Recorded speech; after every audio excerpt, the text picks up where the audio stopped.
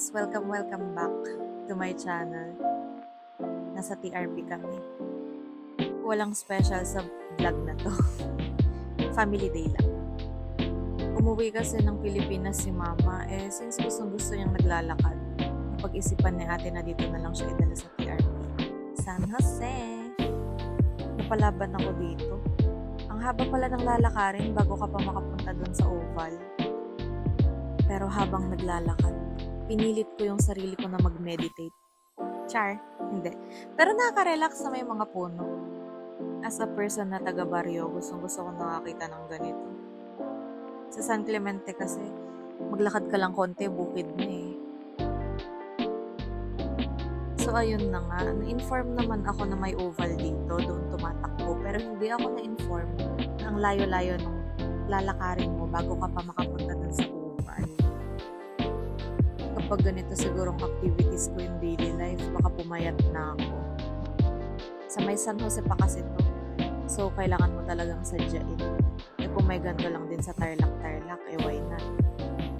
Mahina na ako sa takbuhan pero nakisali ako kasi anong gagawin ko, tutunganga.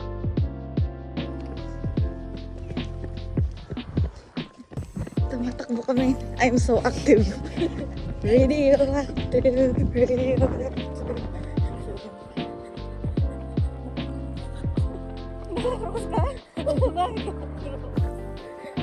Ano yung Nike?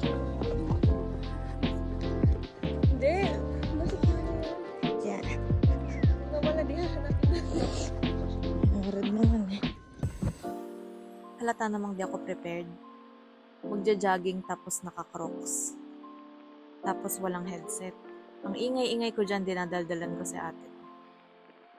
Pero tignan nyo si mama, mukha namang nag-e-enjoy siya. Kasi malayo siya sa amin, hindi niya naririnig yung ingay ko. Anong sabi ng shiny hair? Hindi ko alam kung anong ginagawa ko dito. Send help. Nagising ako, nandito na ako. Natulog ka sana. Natulog. May playground, pwedeng mag-iwan ng bata. Para walang istorbo. Charot! Pero sa totoo lang ako gusto maglaro dyan eh.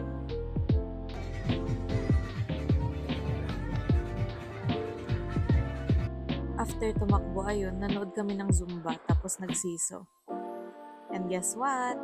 Ang gaan ni Caitlyn. Hindi siya nag-e-enjoy kasi mabigat ako. Nasa taas lang siya. May kiddie pool din, pero bukod doon sa entrance fee, need mo magbayad ng another additional para magamit yung pool. Per head yun. Ayan, yung mga bata na lang naglaro. Akin tinulog ko, ang sarap ng tulog ko dito. Matagal kami doon, hindi ako nakapag-video ng madami kasi nakatulog na ako. So naglakad na ulit kami palabas. Tapos merong karinderya dyan sa may harap. Masarap naman yung sisig nila.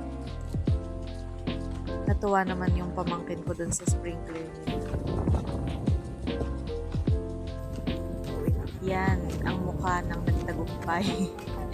Tulog ako buong time na nandun kami sa may pool. Meron ding ganitech, ano mang tawag dito. Pero yan, yung angko. Looking. Noong gabi naman, nilibang na lang namin yung sarili namin sa Plus 12. May mga ilaw naman dun. Maganda dito kapag yung peaceful yung mind mo. Hindi mo maiisip na madaming tao.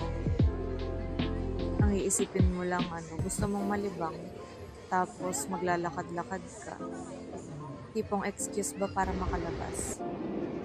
Ito naman include natin yung pain spotting namin ni Zico. Ang ganda ng hobby na to kasi ang peaceful. Yung hindi ka naghahabol ng oras. Tapos naghihintay ka lang ng eroplano. Wala nang ibang eme. So ayan, thank you for watching.